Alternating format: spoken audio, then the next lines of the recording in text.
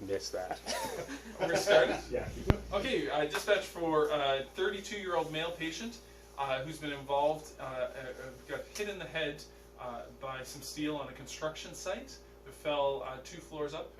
He's bleeding from his arm and he's unresponsive at present. We arrive on scene and we approach our patient. He's unconscious. There's somebody around. Your foreman. Yeah. As I approach, I'm asking what happened. So as we approach our patient, we start CAB. I look, there's a big gash on his arm. I'm going to turn to my trauma bag and I'm going to grab, do you want to hold his head still as we're approaching? I'm just going to grab my trauma bag. This is a trusty Ziploc bag at this point, hopefully. And I'm going to grab one of my firefighters. You got some gloves on, some gloved hands on. Come on over here, just to expose this big wound here on this side. You guys are going to find the blood. Big gash there, put pressure right there, please. Good amount of pressure. I noticed that he's got irregular respirations, but I'm just looking to see if there's any other signs of any blood around, so that life-threatening bleed. Okay, I turn my attention to his airway.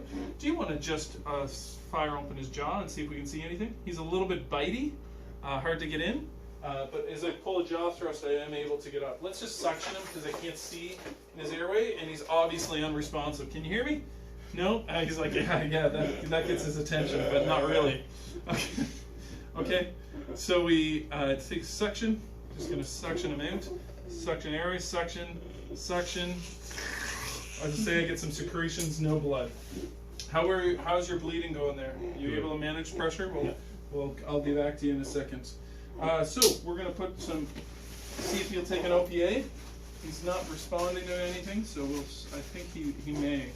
So open his jaw, I'm able to get his jaw open, I insert an OPA, put it down in, he's got an OPA in place, okay? Breathing, notice is he inadequate? Do you want to just bring your knees up on either side of his head? I'm going to give you a bag valve mask to bag him if you want to hold his C-spine like that. Because he doesn't have adequate minute volume right now.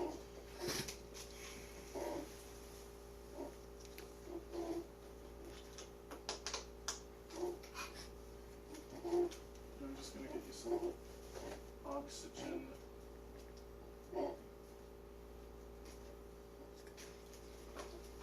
High flow oxygen up, reservoir bag is on. Reservoir bag's on. She's going to try getting good chest rise and fall. See if we get good chest rise and fall. I'm going to grab your stethoscope. It's very convenient you had it on. And because we're having issues with breathing, I'm just going to turn and make shake, see if I can get good chest rise and fall now. So nice big breath with the bag valve mask. Just every time I put my stethoscope on, just give a squeeze. Okay, I'm getting equal chest rise and fall all over. So we got ABCs taken care of. He's obviously load and go. I'm just going to do a quick rapid assessment. Going to look around for his head. Didn't see any bleeding on the top of his head. He's got a bump on the top of his head. He's got some blood. Okay, a little smushy, but doesn't seem to be depressed. In the back of his head, nothing in ears. Okay, neck, trachea's midline. Doesn't see any evidence of trauma. Pushing in the clavicles and chest. You can expose. If it's a nice warm day, I'd cut his shirt, cut his buttons, and cut and rip his shirt off. Don't see anything. Anything abdomen. Okay. How's your bleeding coming? Still bleeding a bit? Still bleeding a bit. Is that abdomen pad full? Okay, bleeding doesn't seem to be controlled. We're just going to throw a tourniquet on. You keep pressure on there, and I'm just going to put a tourniquet on. Just lift his arm up.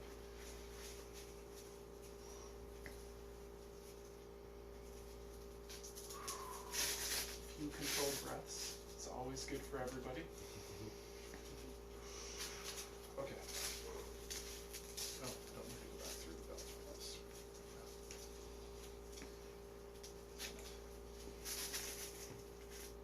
Okay, I'm just going to tighten that up. Grab his arm. And I'm going to pull, and for Mark's sake right now we're not actually, but I tighten until the bleeding stops, and I should have no pulses to go with that. So I can strap that, pull that through, strap that all down, make sure nobody cuts this. Gets excited and trapped. Can you take your pen? You can take pressure off there. That bleeding should stop. You write your time with the pen. Write it on there. 51. And just check his pelvis. Okay, pelvis stable. No incontinence, no priapism. Femurs seem stable. Legs stable. Cap refill. Good cap refill on both legs. We'll get his legs exposed once we get him. Okay, let's get, I think we need to get going with him quickly. We're going to grab our collar and our scoop stretcher. Do you want to go grab our scoop stretcher out of our truck? Pair those straps up so they match. And we'll get a collar on him. We're stuck here anyways, breathing for him. So, it is what it is. I find rather than measuring with my fingers, I just take it and set it on him and see what works well. Does that make sense? Mm-hmm. Rather than measuring out, so I just lay it beside him and see if it fits, and then go from there.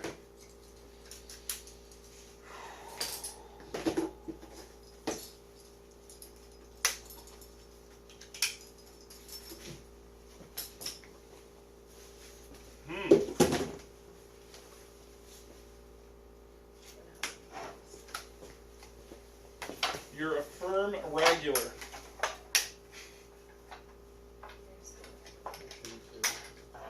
Be a country regular. Country regular. So with regular gas.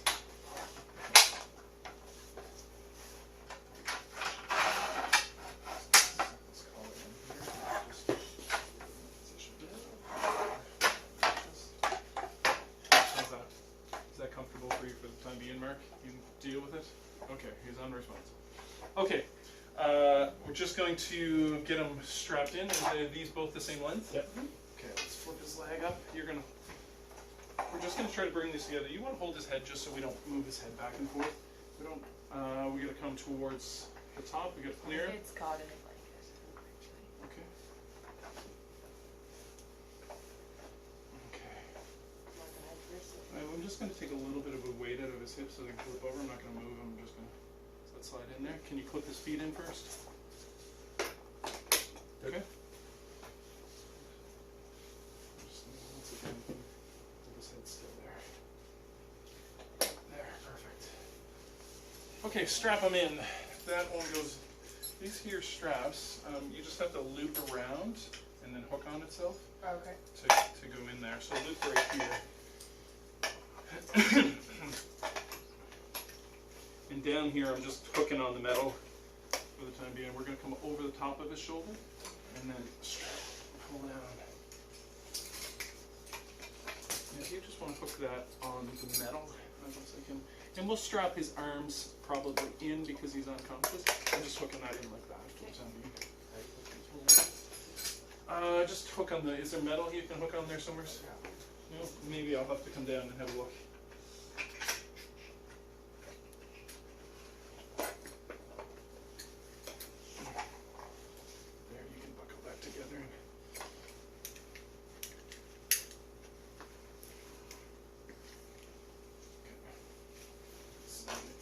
If you want to do this, it's one down here. Oh, that worked okay. Sure, whatever. Sounds good.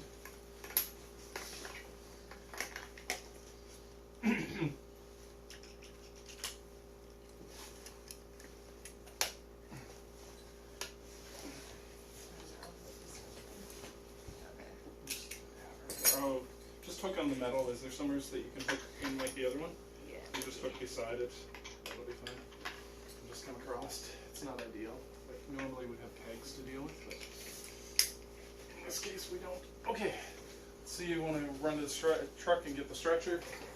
How's our breathing going? Still getting good chest rise and fall? Bleeding, still no bleeding at the site. Still unresponsive. Radial pulse, still strong and bounding.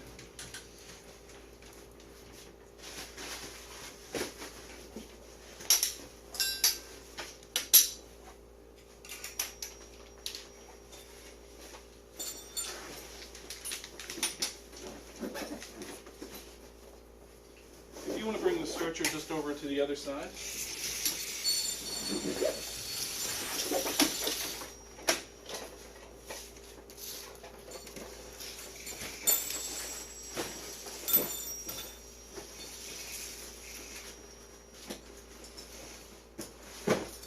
Okay, turn it on in. Okay, we're going to do a 4-person lift because we got 4 people. We're at a good height, I think. So we'll do 1 at each corner, but on the inside. So once we're ready here, you give them a couple. We'll give them a few breaths, just kind of quickly, hyperventilate, I guess, for 5 breaths or so. We've been breathing well for them anyways for a couple of minutes, so we should be good. Okay, we'll just set that to the side.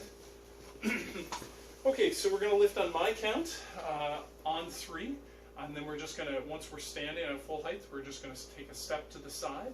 If we had somebody else that could push the stretcher under, sometimes it's just as easy to step to the side. Okay, everybody comfortable? Eye contact with everybody, good? Okay, on 3. 1, 2, 3, up we go. Perfect. Okay, let's get them strapped in. This one I'm just going to tuck under his arms. I'll explain why later. Do you want to shove that one under his arm?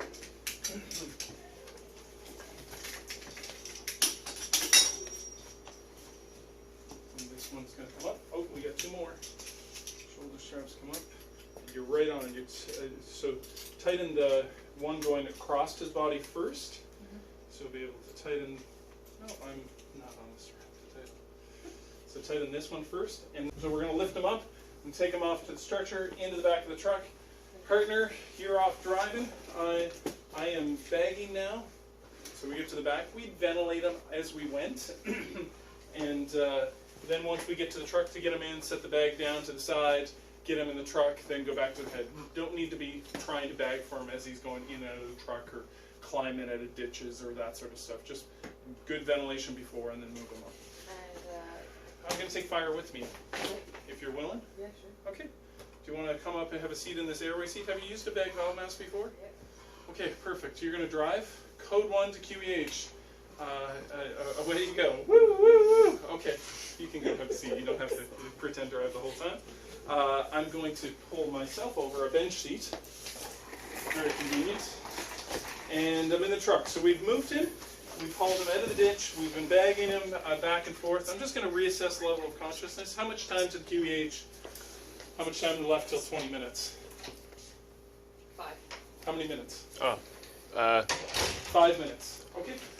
So I'm going to call the QEH just after I check. Still unresponsive. Bleeding's controlled. Got radial pulse. And I'm just going to listen to breathing now that someone else is bagging, just to make sure that it's adequate.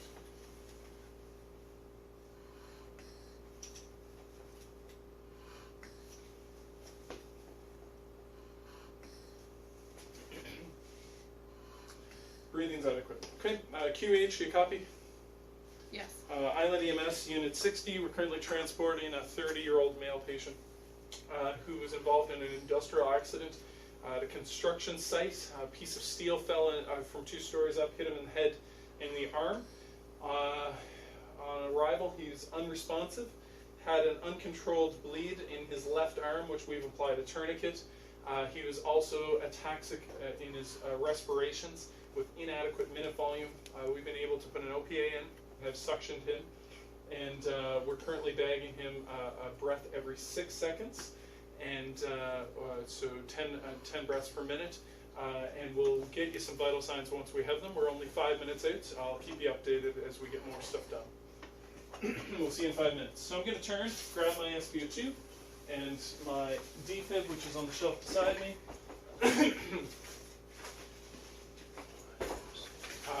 Going to have to grab this arm here. I'm just going to unclip this arm out. Arm. Put the blood pressure cuff on. Normally I'd like to put the SpO2 on somewhere else, but because he's got one arm with the tourniquet, I don't think I'll take an SpO2 on the one that I know is cyanotic and blue and looks dead. So we'll put the SpO2 on this finger here. Turn my monitor on. As I turn my monitor on, I'm going to see my SpO2. I'm going to hit my menu button. Menu. I'm going to go to my measurements and alarms, NIBP, schedule for 5 minutes, every 5 minutes. And I'm going to, I got a good SpO2 at 100%, great job bagging. I can make sure that we're not hyperventilating. If he's at 100%, I'd say let's take a blood pressure and that's going to go every 5 minutes. His pulse is, we'll say 60. and blood pressure will be back in a minute. Going to evaluate, is there anything else that I need to do as far as life-threatening things that need to be addressed at this time? I think at this time I'm going to start a large bore IV on him, so that we have access, and then I'm going to do my rapid secondary. Partner, how far are we, Charlie? 2 minutes. 2 minutes.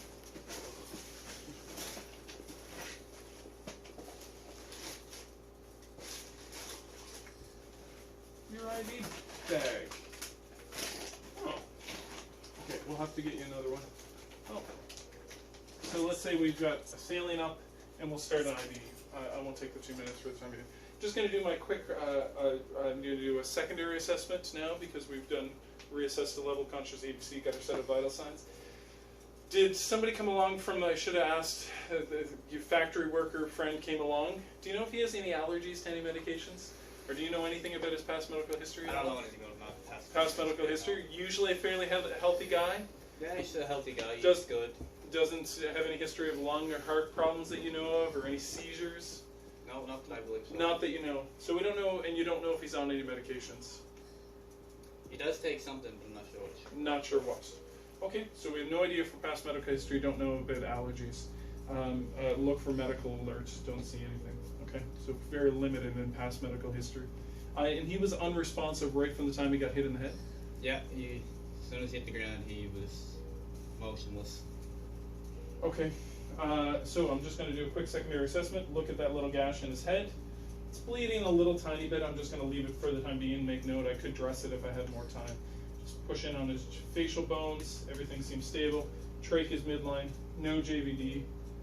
Blood pressure's come back at 204 on 106. So he's showing evidence of Cushing's here with his bradycardia, irregular respirations, and hypertensive. Deep breath, I still feel symmetrical chest rise. If he wasn't exposed, I would cut and rip clothes off so I'd have him fully exposed. I'd probably leave his underwear on him, but everything, like I'd leave his pants, there'd be chaps up at the side, and his shirt would get cut up the center and get ripped out underneath the belt, and I would just cut, and it would just be laying kind of like a blanket underneath him. Then we can check his back. Hope there's nothing on his back because we're 2 minutes away from the hospital. 1 minute. So look a little bit more. I can shove my hands in, see if I have any blood of any sort. I don't seem to have any blood. Hope so. We'll see. Okay. Abdomen, is it still soft? Cut. So undo straps. Cut, rip, look, see if there's anything needs to be exposed, and off we'd go. I could cut and rip, like if it's a warm day outside and I'm not concerned about it becoming hypothermic, then I could cut his clothes on scene as I'm doing my rapid assessment. Once again, I can't see a reason I'd take him out of his underwear, but I might cut up the sides and cut his shirt. Is generally cut up the sides of the pants and cut his shirt is generally what would happen if he's unresponsive. It's good. What did I miss? Straps done now. These ones would be across with the shoulder straps in. You'll have 3 buttons you need to press, and this is a reason why you don't want to intertangle your straps, right? Because if he pukes, I want to be able to press 3 buttons, and for him to be off the stretcher and still on the stretcher. Are you recording again? So I'd go pop, pop, shoulder straps go over. I'm going to grab his you're not going to be there, it's just going to be me in the back of the firefighter. And I'm just going to grab and pull him towards me if I can. Jumpins. Mark. Okay, ready? 1, 2, 3. Okay, so we're just going to roll him over and pull him up. And then we're going to grab our suction. Grab the suction. We're going to suction them out. Right? That's funny. Okay, and then we're going to roll him back. 1, 2, 3. We probably should have given you a heads up. No, he was unconscious. He didn't need a heads up.